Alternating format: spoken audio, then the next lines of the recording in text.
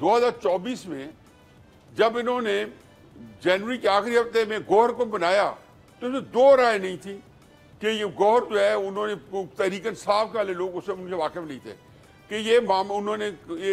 उसको एक दरमियान का रास्ता निकाला और एक ऐसे बंदे को बनाया है जो इंतहाई जेंटलमैन है और फौज का मामला कर सकता है। फिर उसे अभी आगे चले, अली अमीन को जब वजीर आला बना दिया और उमर अयूब साहब को लीडर ऑफ द अपोजिशन बना दिया,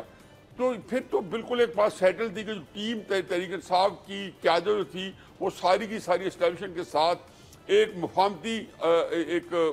जेस्चर रखती थी और मुफाहमत की चल रही थी। लेकिन गलती कहाँ पे हुई? गलती हुई कि इमरान खान साहब ने जहाँ ये मुफाहमती अमल जो एक अरसे से शुरू था और हमेशा ही इसका वजूद था, वहाँ ये था कि उन्होंने एक मुज़ाहमती अमल भी साथ साथ शुरू रखा। मैं जब उसको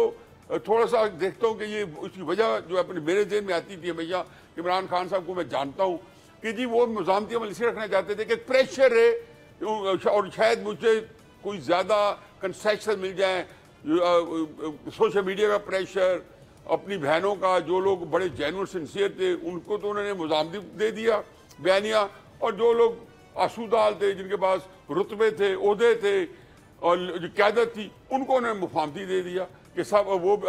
जो ऑल हनी एंड शुगर, और ये बेचारे जो थे और ये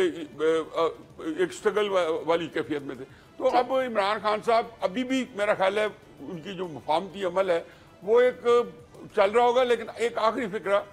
कि ये कभी भी जहन में रखें कि जब भी कोई मुफाहमत होगी, कोई डील होगी, तो ये